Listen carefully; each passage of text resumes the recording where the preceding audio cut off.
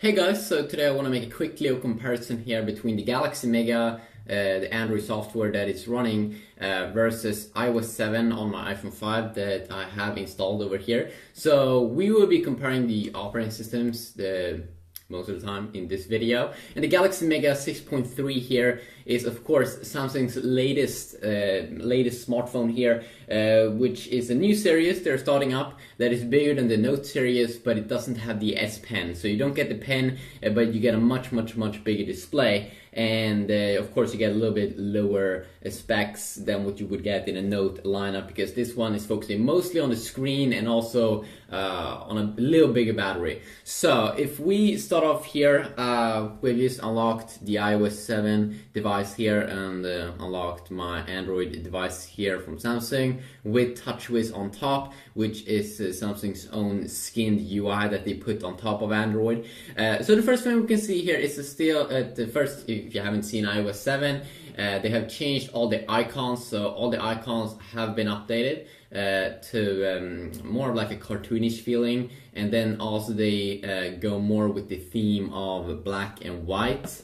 And you can also see here on the lock screen here you have these nice fadeaway effects. You have a live wallpaper here. Slide to unlock, you slide left, and then also nothing happens when you slide to right side. You have a quick access to the camera, which is extremely good when you want to take pictures of something, of course, when you want to take them quick. They have also remade all of the apps, like the browser, the Safari browser, the camera browser, the music browser, or music browser, not music browser, but of course use the music player. So we can go with specific apps probably in another video, but you also have like a new control center in iOS 7 that you can access anywhere on it. And of course in this video I'll be focusing a little bit more here on iOS 7 because that's the new thing, and that is when you swipe from the bottom side here, you get this kind of control center up, and here you get some quick toggles. You can quickly toggle Wi-Fi, airplane mode, Bluetooth mode,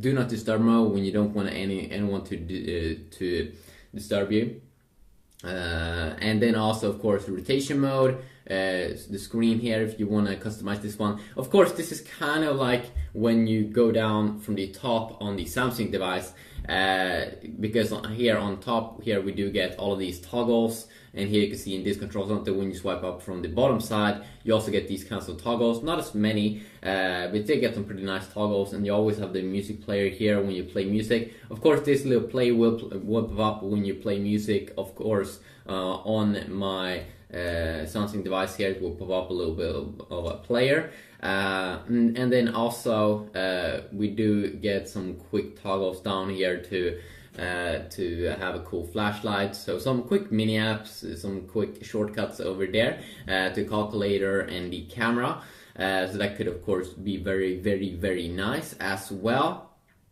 And then also, if you want to know, if you take a look at these two home screens here, what is still difference between these two? Well, the big thing of course is that you still have your own home screens here, where you have a little bit more of a freedom on the Samsung device, because here we can have both widgets and apps. And if we don't want to have anything on our home screens, we can also remove it, and we have this kind of library here where we can see all of our apps, what Apple always have decided, or use widgets, what Apple always have decided to always show all of the apps on the home screen. Of course you can create custom folders and kind of hide away apps, but you still kind of will see them on the home screen, while you have much more flexibility here in Android. And of course we can install a custom launcher to change the UI completely, maybe the what is it called, like the Nova launcher. There's some other launchers out there called Apex launcher, where you can completely customize the UI and how it looks like.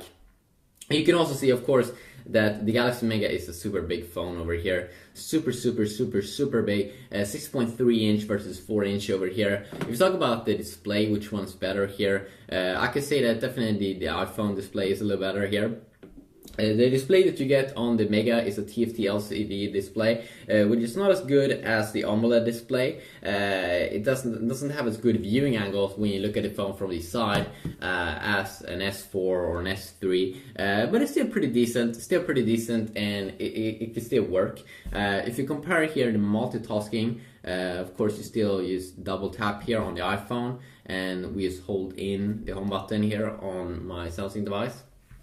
You can see here that multitasking is a little bit different here. You swipe in the iPhone while you go up and down on my Galaxy Mega, but it's pretty similar.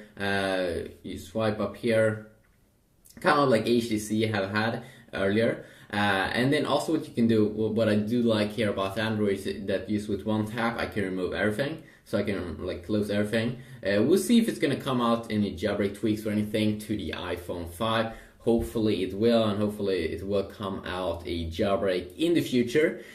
So if we now also continue, let's try to create a folder here. So how you create a folder on iOS 7, of course, is how we always have been doing it. You just take one and then you just drag it on top. And the cool thing now with iOS 7 is that it seems like it's way better when you create folders, because you can have a ton of apps here you can swipe in. It's kind of like mini home screens now. So that, of course, is definitely something that I do enjoy. Well, if you want to create a folder here, let's try to create a folder here on my Samsung device. Let's see, can we swipe on top? Nope, we can't. So we need to hold in and then go up there at the top to create a folder. We'll pick a name. And now we can use drag and drop, and this is how it looks like. So you can see all of your apps in here. It kind of looks like the old version of iOS in iOS 6. Then they kind of had that system. So of course that is pretty nice. You also have 8 megapixel camera on both these two devices. I will be comparing or try out the Galaxy Mega 6.3-inch camera a little bit more, compare it against the S4 and S3 probably, and maybe the Note 2 as well. Because that's definitely something that I do want to do.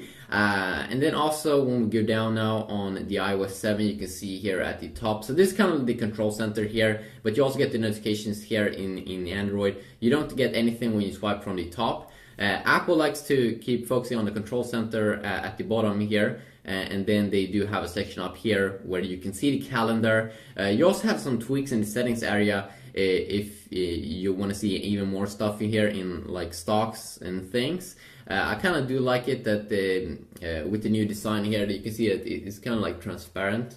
So it's these small little things that makes it look pretty attractive here on the iPhone. And then also, if you want to now search on the iPhone, because of course they have changed that system. Before you swipe one side to the left here to search for apps or anything else. Now you just drag down like that, and you will see search for iPhone or search an iPhone. So let's say I want to open an app or reminders. As you can see here, I get some music popping up, and also the applications. So that is how you search. Pretty useful. I actually think it's better than probably what you do get in Android, because in Android, if I want to search something, I need to go into programs. I need to like tap in here. No, maybe not. I'm not sure. I mean, it's definitely easier to search for stuff in the iPhone.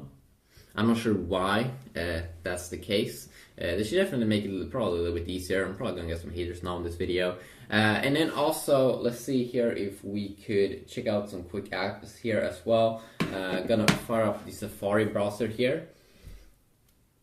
So Apple, I kind of like it with the update that they really did change everything. They did change all of the apps that you get with the phone. So I fire up GSM Arena here, and the favorite feature I do like with the new browser here is definitely that it looks way more clean at the top UI. You can see that you only have one bar there. You have one reload button, and then you have one button here at the side if you want to go into reading mode. But it's really clean and stylish, and definitely with the new tab system here, looks so good. It kind of like, you can see that they kind of like copied the Chrome browser, Chrome beta browser. I still think though it's a little bit more slimmed down here.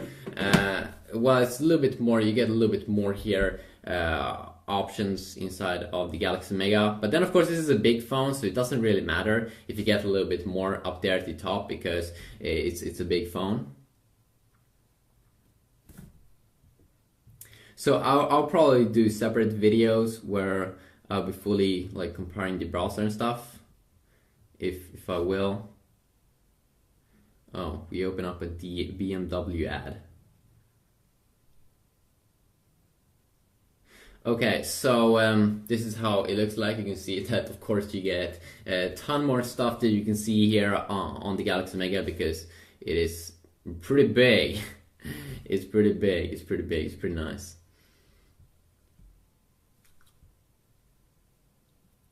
But no lag, of course, or whatsoever in any of these two devices. And then also, let's just fire up the camera quick and show off the new camera app here. So you can see here that the new camera app has been updated here, and it is just a very simple one where you can just swipe here to go into different modes. And Apple usually likes to keep it simple, and this time also it's very simple. I think this square mode is for like Instagram, and then you have normal photo mode. You can also enable HDR, as you can see up there at the top. Underneath here, you also have the panorama mode, which they also seem to make a little bit easier here. Very simple UI. And then, of course, when we pop up our camera here on the Galaxy Mega, you can see that it has this Galaxy camera UI that you also do get in the S4, which is also extremely nice that you do have a quick button here for different modes. You do get some help there at the side showing you what they will do: sport mode, panorama mode, HDR mode, and then of course you can see this text is in Swedish, but of course if you do have an English set up on your phone, you can read that totally. You can see here that you can take a video and take pictures at the same time, so pretty good, pretty awesome. So just a quick little video here showing off mostly iOS 7, of course, because it is kind of new. You get some new features here though, also in Android compared to earlier versions for Samsung devices, and that's definitely that you have more toggles here in the settings area, which I do enjoy a lot.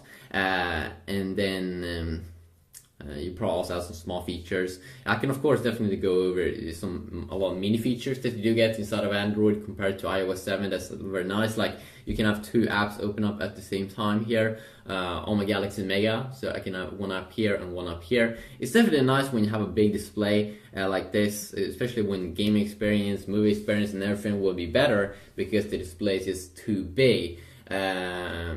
But definitely, it's pretty insane that Apple, like when they can bring up an update, they can update every single app just because they control kind of like the whole experience over there.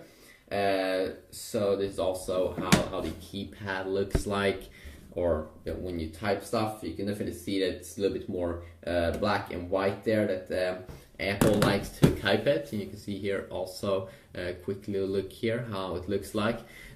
So definitely I may be doing more videos comparing these two with iOS 7, definitely, because iOS 7 is an interesting update. Hopefully you did enjoy this video. If you want to see anything specific, please let me know about that and I will see what I can do. But until next time, have a great day.